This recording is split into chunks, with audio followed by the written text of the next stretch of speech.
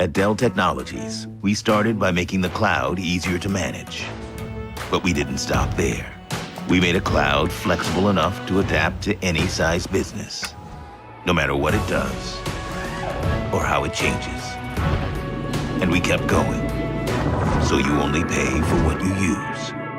Because at Dell Technologies, we stop at nothing.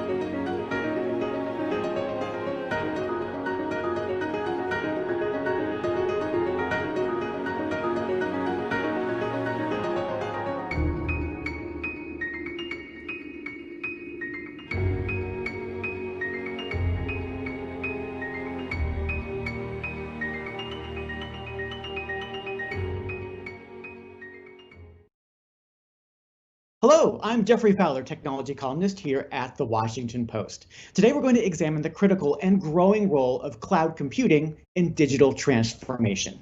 In a bit, I'll be talking with the CEO of Box, Levie, but my first guest is the CEO and co-founder of Slack, Stewart Butterfield. Welcome, Stewart. Thanks for having me. Well, so 5 years or so ago, we met. And I told you that I didn't want to use Slack because I didn't need one more channel of work information in my life coming my way all day long. Today, I've got Slack open at least 10 hours a day on my phone and on my computer, and I'm answering Slacks all day long. So what has cloud-based messaging done to how we work? Is there such a thing as too much Slack? I think there can be too much. There is such a thing as too much Slack, and there can be, you adopt any technology that makes you, in some sense, more powerful. Gives you leverage. There's always the possibility of going overboard. Let's say. I mean, you look at the early days of the Industrial Revolution, and the Thames and the Charles River would periodically just catch on fire. But over time, we learned how to adopt those technologies. Our comms team hates it when I use this analogy, by the way. But with Slack, I think it does create an enormous amount more transparency. And the distinction is really around the creation of channels, because in most messaging systems and an email, you direct the message to one or more individuals. With Slack, you create a channel, and this is in the best case, of course, for everything that's happening across the company. And that could be every customer, every project, initiative, every team, every office location, every business unit. And once you have that, everyone knows where to go to give their update or get caught up on something or to ask their question. And that can be really transformative. And I think that it can generate a lot of enthusiasm. It can create a lot of channels. It can create a lot of activity. And over time, teams tend to figure out how to wield that new power in a way that gives them the benefits without it feeling overwhelming. And part of that, I think, is just a factor of our design decisions as the creators of the product. And part of it is like a cultural transformation that happens inside the organization where people stop thinking of a message as something that requires an immediate response, unless the message actually says it requires an immediate response, and more of a way to have the same conversation you might have on a phone call or a video conference or an in-person meeting, but asynchronously, kind of spread out over time, which is good for a couple of reasons, but mostly because it gives people additional flexibility. We don't have to be doing the same thing at the same time. But I think it also really makes a difference for some people to have more time to prepare their thought and to think through the consequences before speaking up.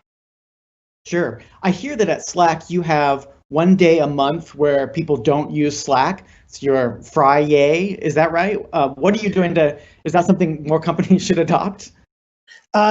I think there's a little misconception there. It's a day off every one Friday a month. So people probably don't use Slack. They also, yeah. they're just not at work. But no, we're obviously very sophisticated users of our own software. And so the things that happen in Slack every day, I think, get more attention and love from our product team and our customer experience team. And, there's a greater sense of urgency to address them. But we're also, like I said, very sophisticated users, and teams who are brand new to Slack, I think, do require some, adjustments to the style that they use to communicate. Because you think about it, like say a 10,000 person company, the single individual who gets the most access to the emails that are sent across the company probably has, 1, 2, or maybe 3/100ths of 1% of all the communication. But what's typical for Slack using organizations of 10,000 people is about 10 to 15% of the messages are in what we call public channels. So they're not fully public, they're public within your organization or your team. That's many orders of magnitude. It's like 1,000 times more access. And obviously, if you try to keep up with all of that, it's impossible. But if you think of that as a resource, like I don't need to read every web page on the internet, but I'm really glad that I have Google.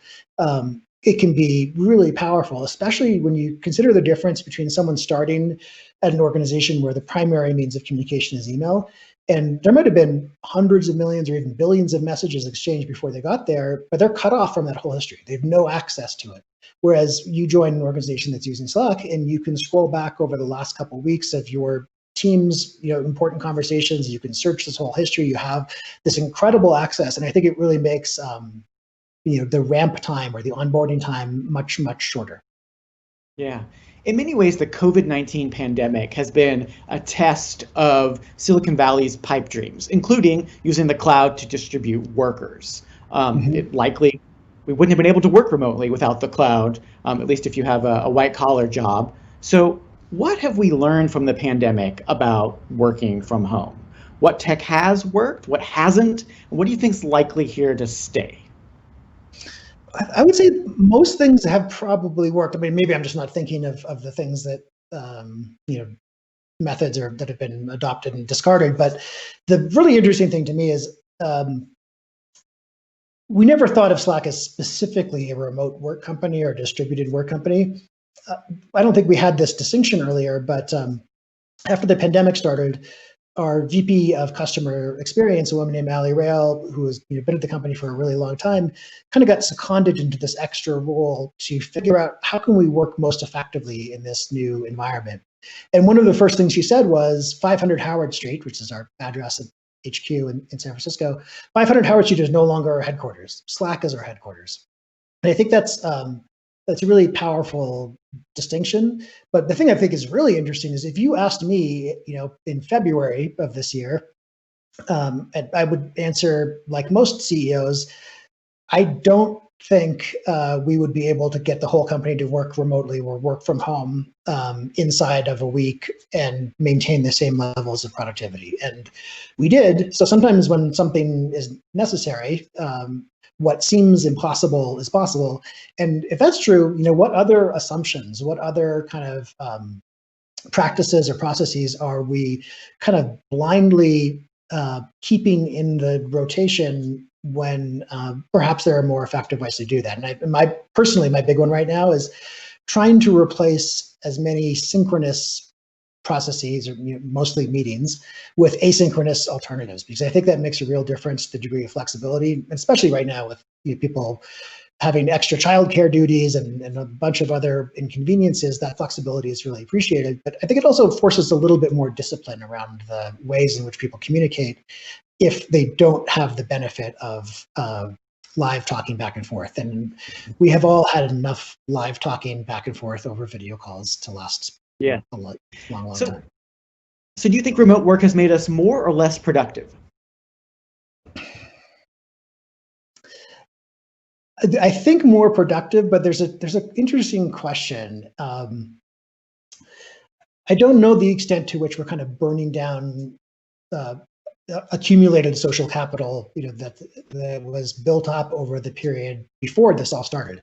And what I mean by that, we've now 20 somewhere between 20 and 25% of our employees started post-pandemic, which means they didn't get flown to headquarters for the week-long onboarding thing. They didn't make all these casual acquaintances. They didn't chat with people in the elevator on the way up. They didn't, maybe go for a bite to eat after the all-hands meeting with some of their colleagues. And what that means is they still have the same strong relationships, with their manager or their direct reports or the immediate members of their team, but they miss a lot of the weak social ties. And I think those are really important for holding the whole organization together. That people know people in remote teams.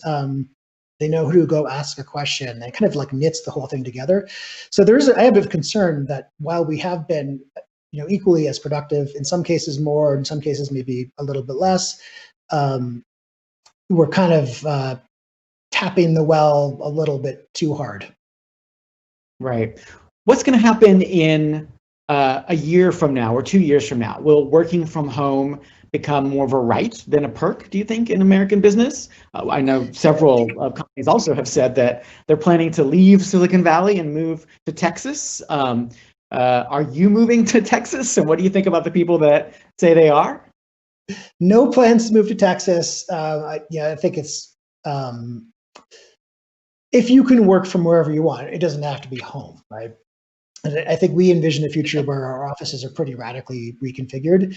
We started an organization called Future Forum to look into new ways of working and kind of future of work more broadly. But one of the first pieces of research I did was a global survey. How many people want to or expect to go back to the office full time in the way that they used to? And it was 12% want to. The alternative isn't everyone works from home all the time. The alternatives are there's a lot of flexibility, because think about the Bay Area is a good example of this. It applies to many, many different areas. A lot of people would like to move, maybe further north or further south, out to Sacramento or something like that, because for the same price as their house in San Francisco, they could have a much larger one with a yard and their kids wouldn't be all cooped up. And they're not going to do that if they have to commute every day. So no one can do a 2.5 hour, or very few people can tolerate, if they have a choice, a 2.5 hour commute each way. In this environment, though, people are making those decisions. They are moving, or they want to be closer to family, or they want to be somewhere where they can see a river or a lake or a mountain or something like that. It's going to be difficult to force all those people to come back. But if we find the right kind of balance and provide the right facilities and alternatives, I think we can create something that captures the best of both worlds. It captures that flexibility. It allows people to have a little bit more time with their family if that's what they want. Cuts down on the commutes, but still allows people to get together periodically. That might be, once a week or once every other week, or even just once a quarter, because there is something about being together in person that I think is really important and significant, but it doesn't have to be every day. I'll put it this way. Our offices pre-pandemic were about 65% occupied on any given day. So that means some people are out sick, some people are traveling for work, some people are on vacation or whatever. Now we think about, for the number of employees we have in a city, it might be targeting more like 20%, because I think a much smaller number of people will be in the office every day, and it also reconfigures the shape of it. But now is the time that I would actually invest in WeWork if I could, because I think that the flexibility to go to co-working spaces, because a lot of people want to work remotely in a different city where their company may not have an office, but they don't want to work at home. They want to have some work-life separation, or they don't want to dedicate enough space in their house to create a really great working environment. So I think co-working spaces and other kind of alternatives to established offices are going to let people live in a greater variety of cities and still have the office-like environment that they want from time to time. Another thing that's happened in 2020 is that Slack has become kind of the ground zero for political activism in many companies. Is that a help or a hindrance to business, in your view? Do you get calls from client CEOs saying, "What are you doing to us?" Do you allow Slack employees to protest things going on at Slack using Slack? I think the answer is yes, although we don't have that much of that we went through some growing pains years ago as people, again, kind of figured out how to use the tools effectively. That definitely exists, but I think about some of the companies that have been most affected, and Google, I think, is the one that really stands out, are not Slack customers. There are pockets of Alphabet that are Slack customers, but Google proper is not. So I don't think there's anything specific about Slack. I think there's something about an environment where digital communication is kind of free and easy and infinitely replicable, and then there's this incredible stressor, anxiety-producing worldwide global pandemic and economic collapse, and also the kind of bringing to the fore the kinds of interactions that many communities have with police in America, and the Black Lives Matter movement, and the protests and the counter-protests, and then this bonkers election on top of it. That's going to come out one way or the other. Right. So we have just a few minutes left, and I want to make sure I, of course, talk about the big news of the last month, which is Slack being acquired by Salesforce. And I want to put that in a context. There's been a lot of conversation about the impact of monopolies and antitrust on tech. And I want to ask, could Slack have survived on its own without being acquired? Or do medium-sized tech companies need courts and regulators to help them? No, I mean, so there's all kinds of companies around the same size as us that I think are thriving, and I'm not sure I totally agreed with the editorial positioning at the beginning of this the interview, because we are a company that launched not quite 7 years ago, so it's like 6.5 years ago, and are at around $1 billion run rate for revenue, and we're growing incredibly quickly. We added 12,000 net new paid customers last quarter compared to 5,000 the year before, so 140% growth. And you look around, there's, I think, a misconception that Slack hasn't been successful in the enterprise. The largest government contractor in the United States is wall-to-wall on Slack. The number one retailer, wall-to-wall on Slack. The number one in apparel, wall-to-wall on Slack. The country's largest issuer of credit cards, wall-to-wall on Slack. And stepping a little bit further out, we have customers like the Veterans Affairs Administration, operators of the largest integrated healthcare system in the US. That's enterprise. So I think we would have been fine on our own, and we were fine, and we were very successful. I think there is the opportunity for something that's a really unique combination here that this might sound silly, but that what Brett Taylor and I would call 1 + 1 = 7. We were looking for really a nonlinear impact, and it's not just we have some software, they got a lot of salespeople, and so we're going to sell more of our software. That there's a real opportunity to shift the way that people work. Right. But Slack has argued in an antitrust suit against Microsoft in Europe that its bundling of Teams and Office is anti-competitive. Are you planning to file any further legal action against Microsoft? No, that's working its way through the system. And it's just something that happens in the normal course of business. You can look at Google and Oracle going at each other back and forth. AWS is clearly number one in cloud and still made a complaint about the Defense Department's JEDI contract going to Microsoft and litigated that. It would be foolish, I think, and kind of a breach of our fiduciary duty to shareholders to kind of just sit back and let anti-competitive, illegal bundling behavior happen and not complain about it. Because what's the point of having regulations if they don't get enforced? And I think over the long run, it's not a fast process, but over the long run, the European Commission will find in our favor, and we'll see how that works out.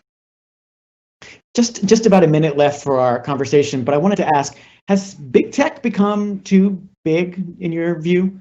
How do you see the antitrust concerns playing out over the next year?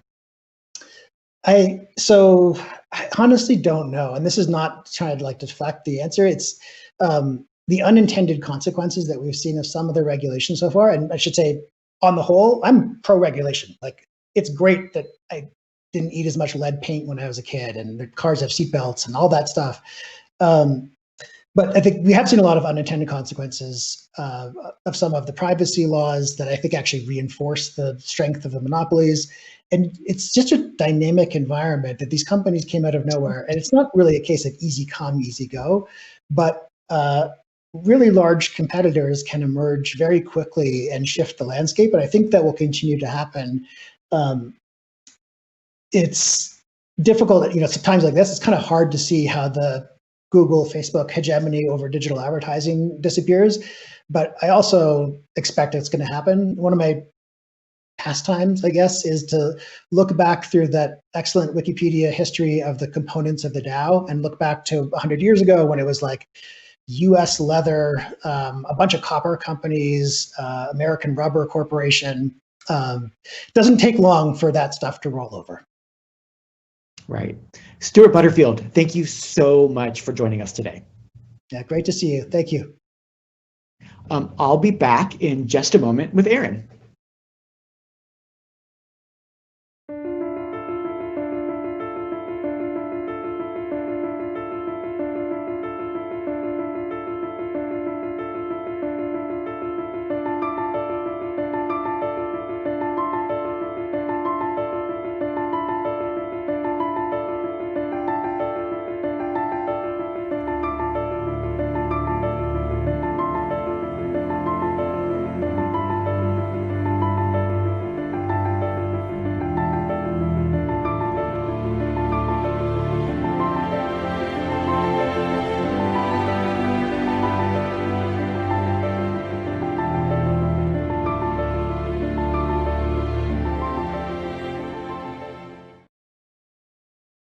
I'd like to bring in our next guest now. He is Aaron Levie, the co-founder, chairman, and CEO of Box, a cloud storage company. Welcome, Aaron. Hey, good to be here. Glad to have you. So I know you said in the past that the past decade has been about building the tools for the future of work. And I believe you said the next decade is when the majority of the world adopts them. So how far along has the pandemic moved us, and what is the potential that lies ahead? Yeah, actually, I think when you just look at the raw math of it, we are still as remarkable and counterintuitive as this is. We're still in the very early phases of the cloud rolling out to large enterprises globally and powering this idea of a new way of working. And when you look at even in the middle of the pandemic, when you look at just the number of people that have adopted these technologies, it's enormous. But first of all, we're adopting these technologies in some cases under duress for very kind of mission critical, urgent use cases. But we haven't, fully transformed the way that we work on an ongoing basis. And obviously, Stewart was just talking about kind of what does that future look like in a post-pandemic world, and what is that future way of working going to look like? And I think we're still in the earliest of phases of really reimagining what work actually looks like when it's fully in the cloud, when people can communicate both synchronously and asynchronously across their entire enterprise. So I think that we've pulled forward that acceleration of digital, as it were, by many, many years. But I think we're actually going to look back and see that we were still very early in this overall journey. And when you look at even the total number of users of products like Box or Slack or Microsoft Teams, we're still in the minority of the world's knowledge workers or digital workers that are using these technologies to do their job. So I think really the past decade was when we were building these products, when these companies were really kind of coming to life, and now I think we're seeing the next phase, which is when they actually get adopted and we start to see how business changes because of them. So what have we learned from the pandemic? Are there specific things that you feel you've discovered or we've discovered, as a working population, do work about remote working using the cloud? And what do you think is here to stay that we've used during the pandemic? Well, I think when you look at how we work, again, today during this more kind of crisis-oriented way that we're working of dealing with social distancing and the pandemic, it is some approximation to this idea of remote work and working virtually. Obviously, there's a lot of other factors that have distorted that to some degree. But when you look at how we work today, whether it's a Slack channel with 100 of our colleagues working on an important project, or it's Zoom calls that bring together people all throughout the business that we need to make a decision with, or if it's real-time collaboration with content on Box across multiple stakeholders.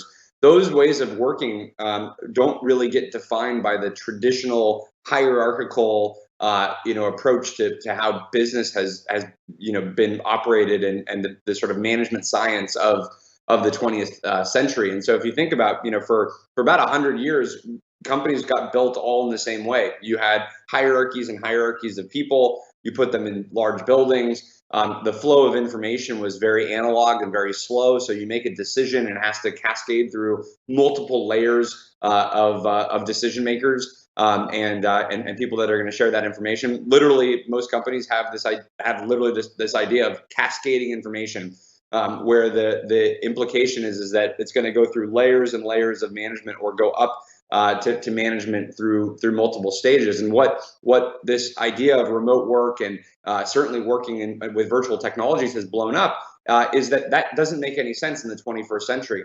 The speed of business is only accelerating. People need to be able to ship products faster. We need to be able to serve our customers more seamlessly.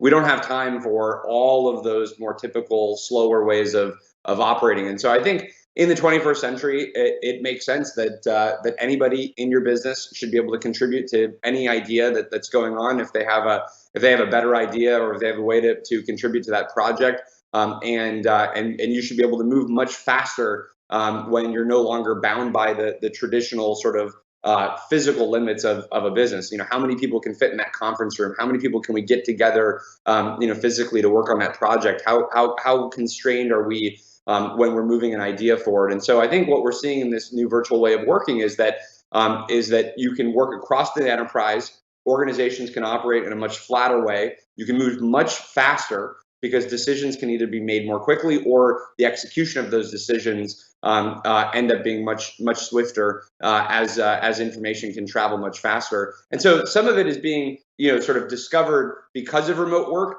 but that's really just the sort of necessary ingredient right now that's catalyzing this.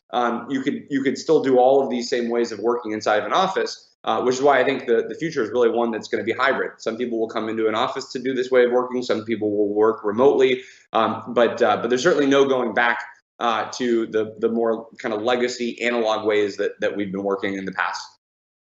Yeah, Aaron, my next question was going to be, do we still need offices after the pandemic? And are you moving to Texas like everybody else, apparently? I actually prefer Larry Ellison's approach a little bit more.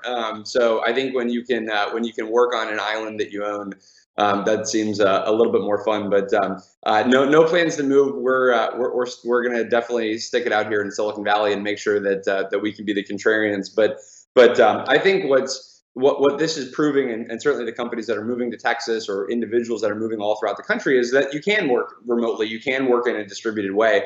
And I think it's probably going to be more of a preference by individual and by organization and kind of style of culture. For Box, we're still going to invest in our kind of office hubs, where we think there's going to be a lot of power of people coming together and working well together in person. But that being said, we're going to also see I think a healthy increase of employees that are working remotely, that can work on any device in any location they choose. And we're going to make sure that we have a flexible work environment for both parts of that population, because again, so much of it can be personal. Where are you at in your stage of life with family? What is your style of working? Do you like to work in person in real time with those that you're working with on a project, or do you like to be able to kind of step back and contribute after you have a little bit more thought on whatever the problem is? And so I think we want to be able to adapt to the multiple work styles of employees certainly at Box, and I think we're going to see that from most of our customers as well. We have about 100,000 customers, and we're in about 70% of the Fortune 500. So we have I think a pretty decent pulse of what large companies are dealing with across a range of industries. And for the most part, we see that most companies are going to have much more of a flexible model, as opposed to kind of be on any one end of of these sort of poles. Right. So I want to dive into Box's business just a little bit. You guys provide cloud storage, but now that everybody kind of has cloud storage as part of their office service, what distinguishes Box? How does Box survive against Microsoft or Google without word processing, email, messaging, and all these other bundled in services? Yeah, great question. So, first of all, from a storage standpoint, I would say that's a pure commodity that we ride on top of, and every day we just thank God that storage innovation is alive and well in the world.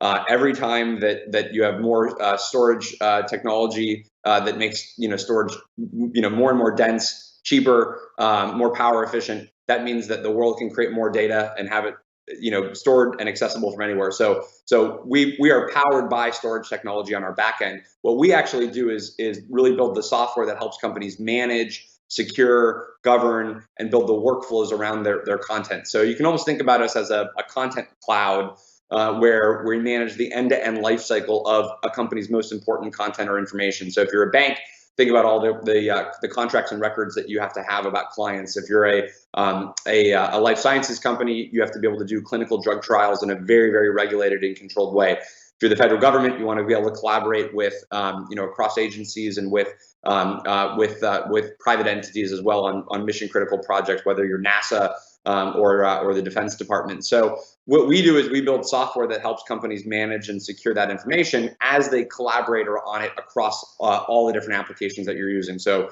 we have a really significant partnership with Slack, where we enable companies to be able to communicate inside of Slack, but leverage content that's stored in Box to be able to do that securely. Same thing, we work with Microsoft and their offerings, so you can have content that gets managed inside of Box and then accessed and shared inside of Microsoft's application. So our job is really just to be the layer that manages the data, secures the information, and ensures that you can drive value on top of that by working in any application that you have. So Stewart and I were also talking about antitrust and all of the conversation about monopolies and the impact they're having on the tech industry. So can Box survive on its own without being acquired by some bigger company? Or do you think you're going to need courts and regulators to help you? Well, I think definitely yes on the first part, and then on the second part about kind of courts and regulators, I think it's a really interesting question around what does the future of internet regulation look like. And right now, most of the conversation is happening within the consumer space, and it's mostly targeting either social media and what does the kind of future of I hate to use this word, but censorship or who can use these channels. And what information do you need to remove or modify or kind of warn people about? So that's one category, which is sort of internet and social media regulation. You obviously have marketplaces. So how do you regulate dominant marketplaces that really kind of control either the products that we look at or the information that we see, and what does that regulation need to look like? And I think what we haven't yet seen is actually, I think, eventually going to be one of the biggest areas of regulation, which is what do you need from a cloud regulation in the future, and what are the rules of the road of cloud computing? And I would bet that in 5 or 10 years, once the government starts to sort of realize that there's only really kind of 3 or 4 major public cloud providers in the world, in particular in the U.S. China has some good alternatives, but in the U.S., 3 to 4 major public clouds. Are there going to need to be almost net neutrality-like regulations, for those types of platforms? And I think we might see a new era of what does internet regulation look like. Now, right now, when we talk about these things, there's this really big hammer, which is sort of breaking up companies. And I think that's just sort of where our minds go to, because obviously that's where a lot of precedent has been set in antitrust. But I don't necessarily think breaking up these companies is the solution, as much as really having either guardrails or frameworks where the government and industry agree that these are going to be the rules of the road for how we want to protect access to information, ensuring that there's no one company that can have too much control of all of the applications and data that we have. That is both I think a risk to consumer privacy and protecting consumers. I think it's also a risk to innovation and competition. And I think we're going to need to see what is a new era of effectively rules and regulation look like in this. So if you don't think the solution is breaking up big companies, what would you set the agenda as if you were in charge of Congress? What laws does America need that would help innovation and help protect consumers? Well, this is all personal opinion, so I'm sure that the antitrust experts on this video are probably boiling right now. But I would just say that most of the problems that I perceive that we're dealing with are not really driven because simply because one company owns multiple products across an ecosystem of spaces. But I think that right now, what we're all collectively realizing is these big technology companies do have a very large role to play in our lives about the information that we see, the media that we consume, the applications that we use, and that's important. And it happens to be that these companies are worth a lot of money, $1 trillion or $2 trillion. So it's obviously very it's sort of an exciting and very energizing topic because of how big the companies are on a market cap basis. But I don't think a lot of their power is derived simply from the fact that they own, maybe multiple products in a category or span multiple categories. I think that's really just kind of capitalism that causes these companies to get bigger and bigger. I think the actual issues that we care about are things like, okay, if I do a search, what kind of products should be able to be shown on that search result page, and how do you deal with the sort of fairness of that algorithm? If I have my data stuck in one platform, are there laws that ensure that I can have portability of that data from one platform to another platform, so there's no risk that one single platform can effectively lock in my data just because they want to be able to control me as a user? And so I think it's probably more the case that we need some standardization across these platforms of how they operate and how they work with each other. One great example, and actually this is something that I heard Bill Gates talking about, who obviously famously had to deal with antitrust very directly, and he was more likening the kind of regulation we should see in the cloud or in the internet to what we expect from banks or telcos, where if I want to change my phone number between one telco provider to another, the law sort of mandates that has to happen. If I want to move a bank account, the law requires that I have to be able to move that bank account. And if you go to certain countries, that can be a one-click button. And sort of the law is sort of guaranteeing that you have that type of portability and interoperability. I think what's happening right now is we're still trying to figure out what versions of those types of laws do we need for the internet age. And where do you sort of very surgically apply these new types of rules of the road for the internet? And I think that sort of breaking up companies is again, it feels like a great solution because it can go after the sort of sheer size of these companies. But I think that's more of a coincidence of just the how important the internet is to our lives these days, and not really the driving factor of where would you want to create fairness and openness in these big companies, and to allow for more competition and choice. Yeah, I want to talk a little bit about the economy as well. I know that's a topic you think deeply about. Some of Silicon Valley's recent big wins, and I'm thinking like the DoorDash IPO and Airbnb, what do they tell us about the future of the economy and the future of work? Because it seems like at those particular companies, most of the workers are kind of at the bottom part of that K curve, while the companies are at the top. Who's winning and who's losing with digital transformation? Really important topic, and I think we are still in the early days of trying to figure out, again, and I would put this in the kind of regulation category.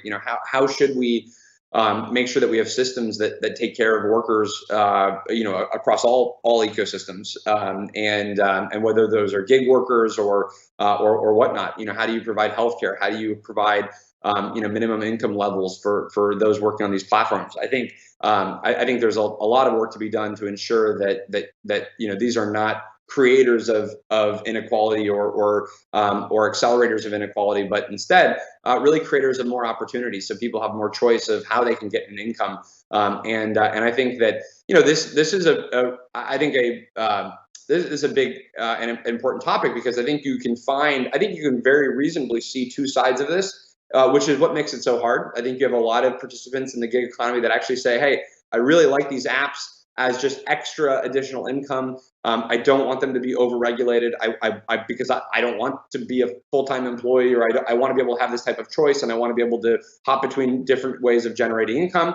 On the other side, these companies and these platforms can become so powerful that they can wipe out alternatives of income sources, in which case then those over the long run, the workers on these platforms might not have other choices. And so then the platforms become too dominant and effectively are controlling the types of jobs that are available. And so I think this is an area for definitely the government to be collaborating with the private sector to figure out, what do we do to protect the workers on these platforms? What do we do to ensure that that people can make a fair wage and ensure that whether it's healthcare or other basic needs are either provided by these companies or by other structures. But no matter what, I think that the challenge is we're still in the early innings of many of these industries, which means that we don't quite know, what rule do you create that doesn't lead to a lot of other downstream negative consequences that prevent innovation. At the same time, how do you protect the workers on these platforms? And I think that threading that needle can always be tricky, but I think it's an important problem to go tackle.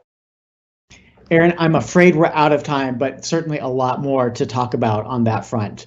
I really want to thank you for your time this morning, Aaron Levie, and thanks also to everybody who's been watching us online. Please stay tuned at 1:30 p.m. Eastern today, when my colleague David Ignatius will discuss vaccine efforts to combat COVID-19 with the CEO of Eli Lilly, David Ricks. You can always head to WashingtonPostLive.com to register and find more information about upcoming programs. Have a good day.